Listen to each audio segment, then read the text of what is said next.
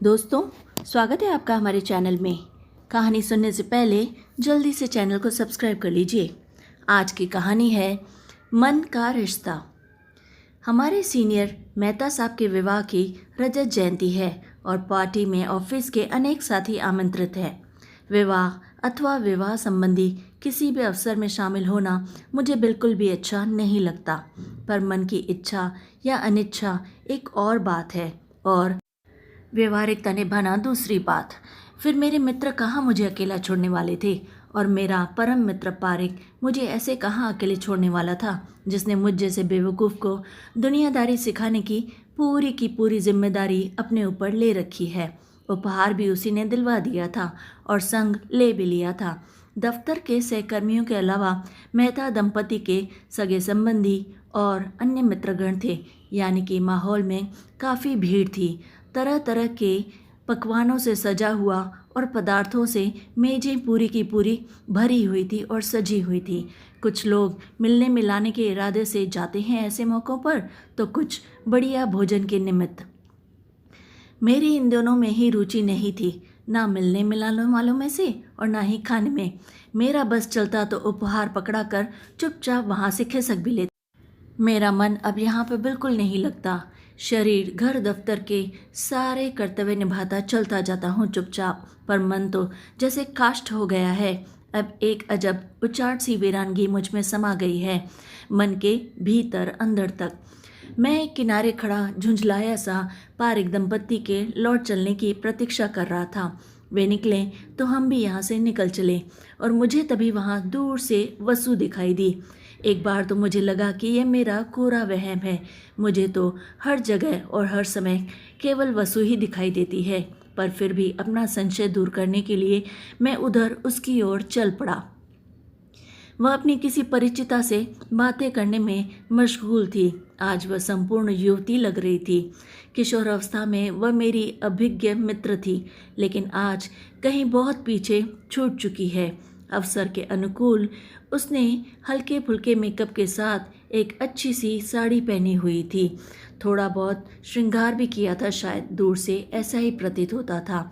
कितनी बदल सी गई थी वह, पर अभी भी कुछ था जो उसे अतीत से जोड़ता था।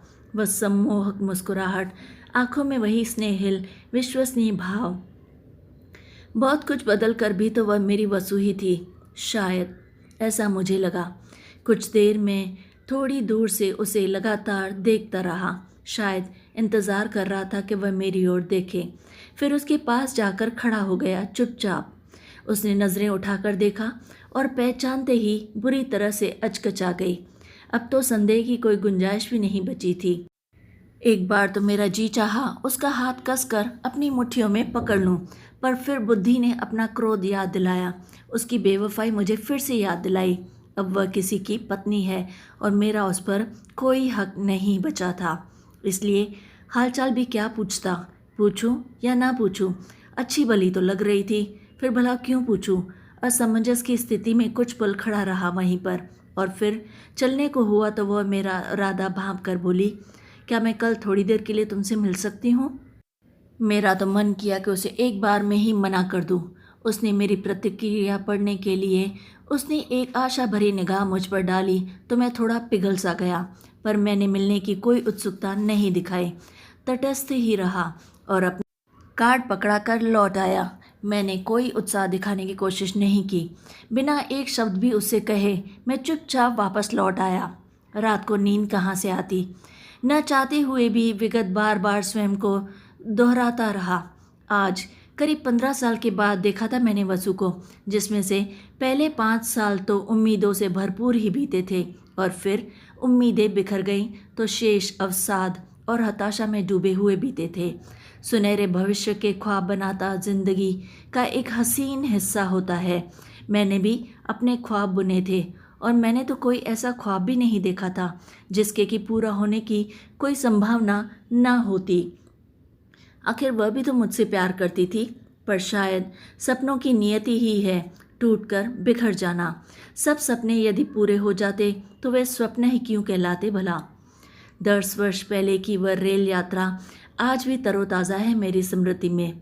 गाड़ी की एक सुर आवाज़, हिचकोले लेती हुई चाल, लोगों की आवाजाही।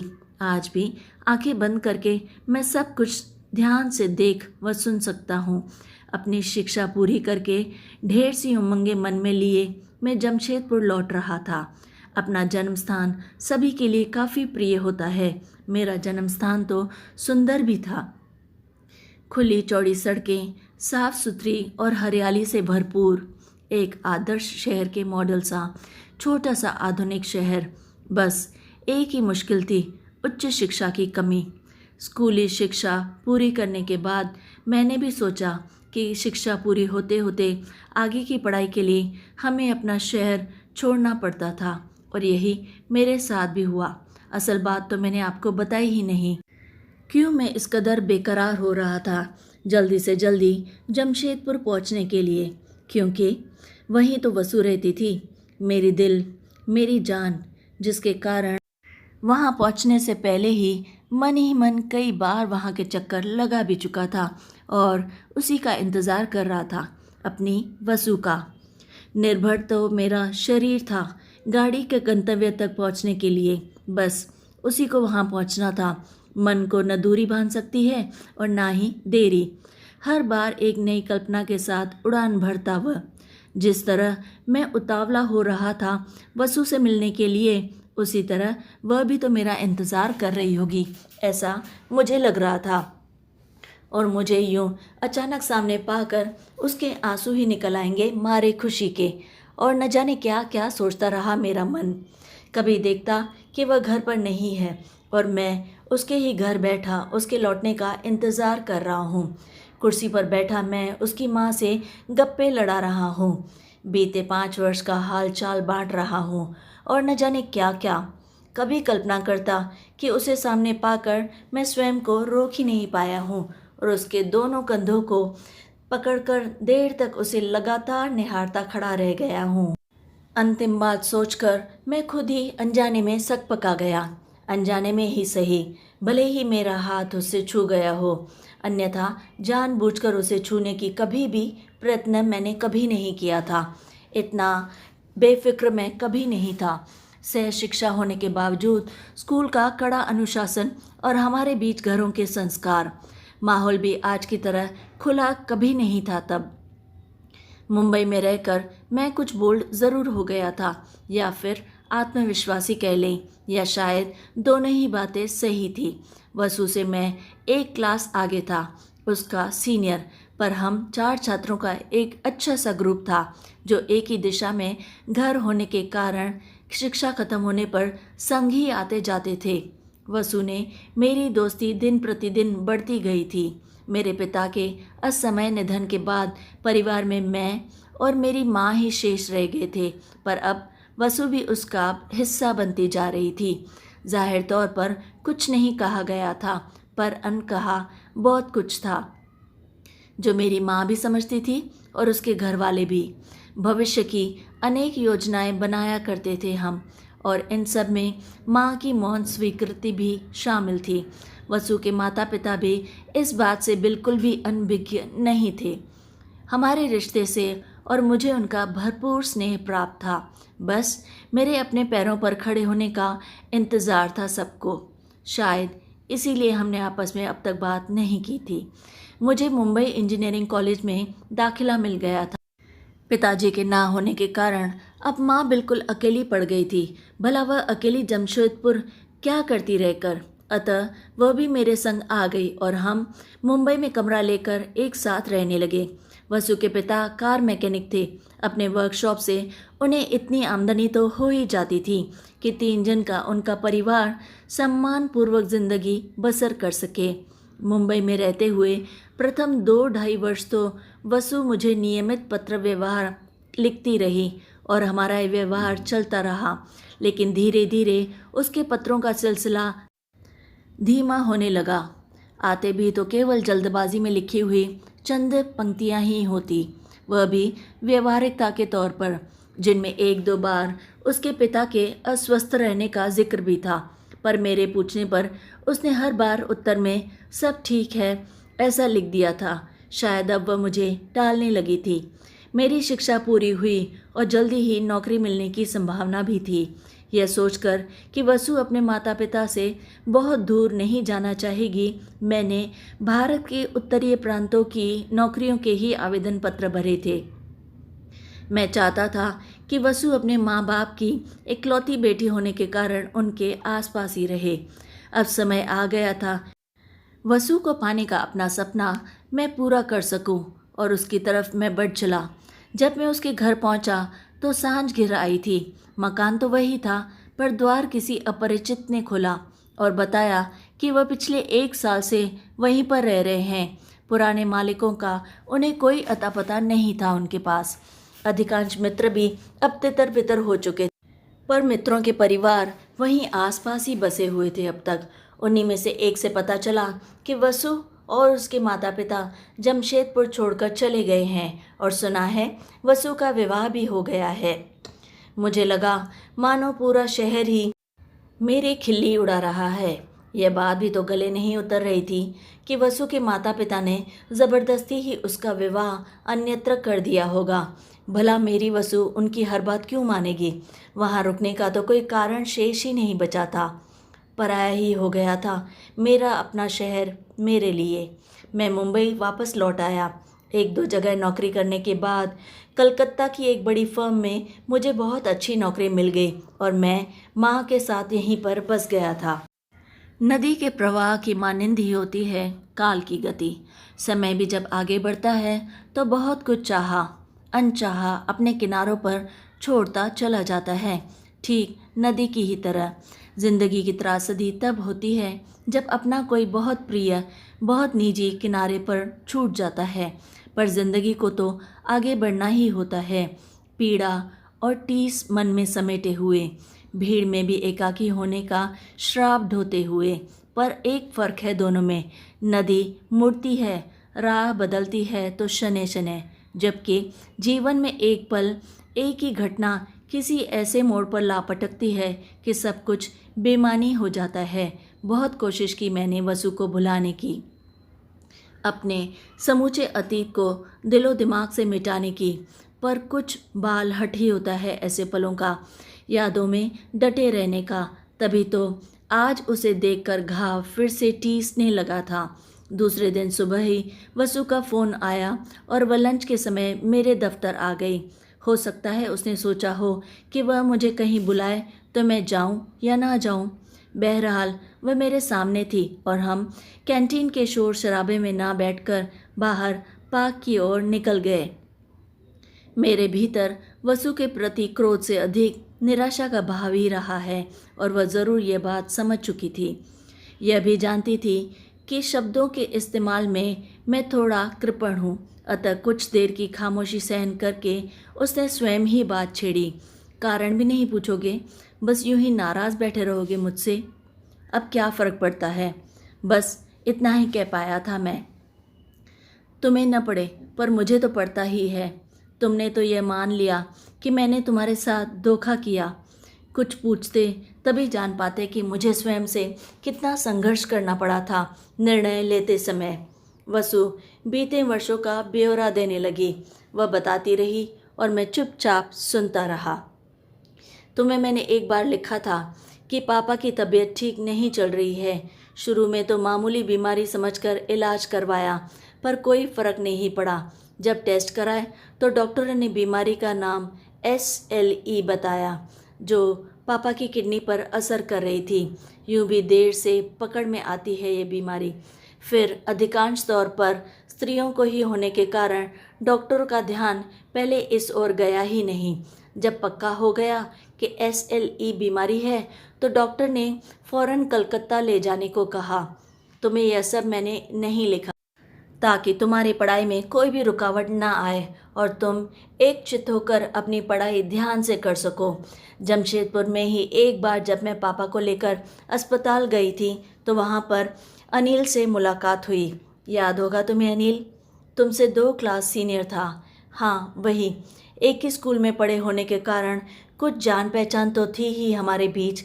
मुझे परेशान देखकर वह कारण पूछने लगा। उसने हमारी बहुत सहायता की पापा को अस्पताल लाने ले जाने में। दवा का इंतज़ाम इत्यादि सारी जिम्मेदारी उसने ले ली। वर्कशॉप का काम भी देखने लगा था ताकि रुपए पैसे के कारण इलाज ना रुक सके। और जब पापा को कलकत्ता ले गए तो सप्ताहांत में कलकत्ता का चक्कर भी लगा जाता था। अपनी तरफ से माँ और मैं भी पूरा प्रयत्न कर रहे थे। अनिल भाग दौड़ के सारे काम निपटा जाता और सलाह मशवरा भी हो जाती।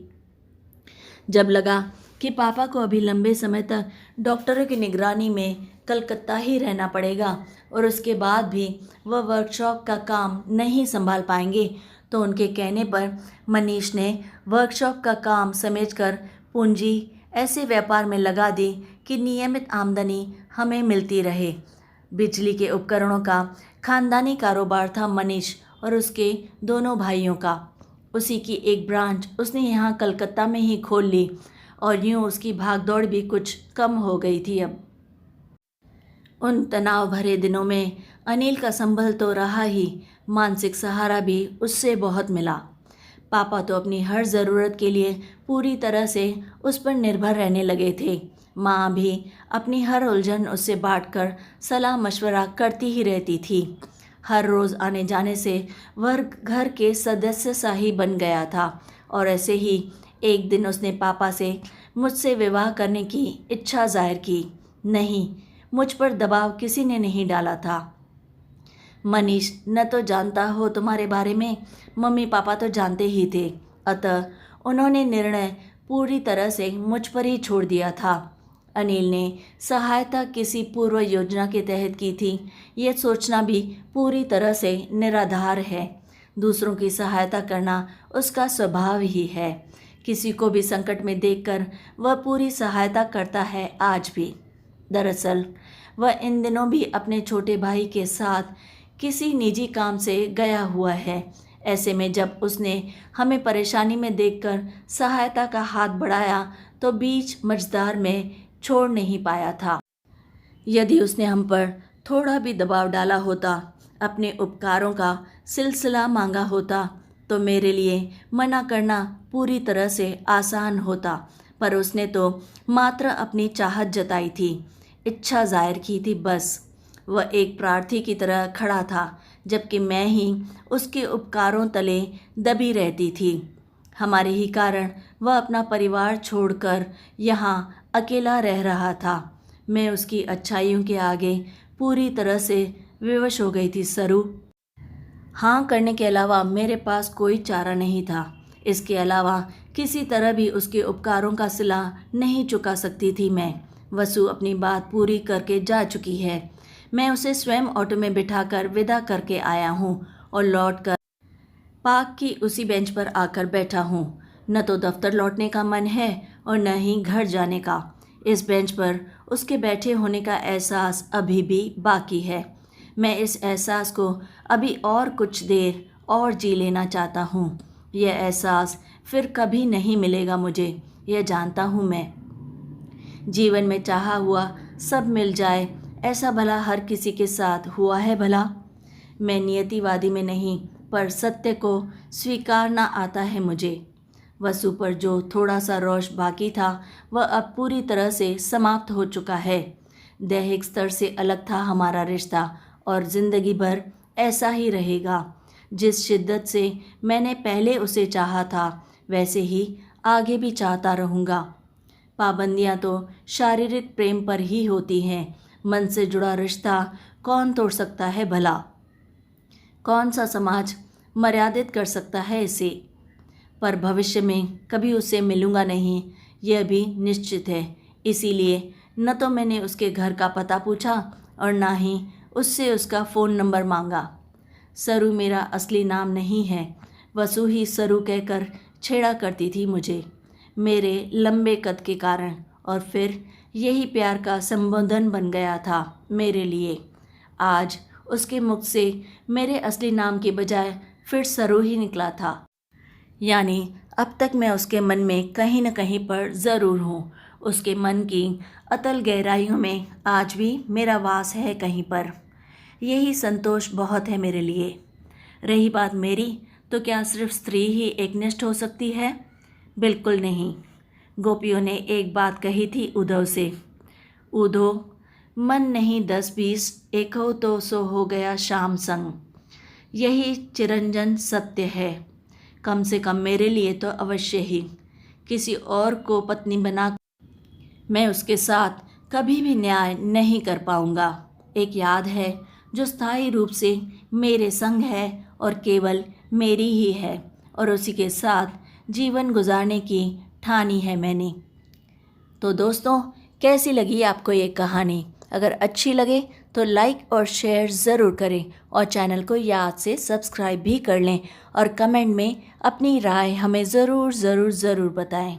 और फिर एक बार और लाइक, शेयर एंड सब्सक्राइब।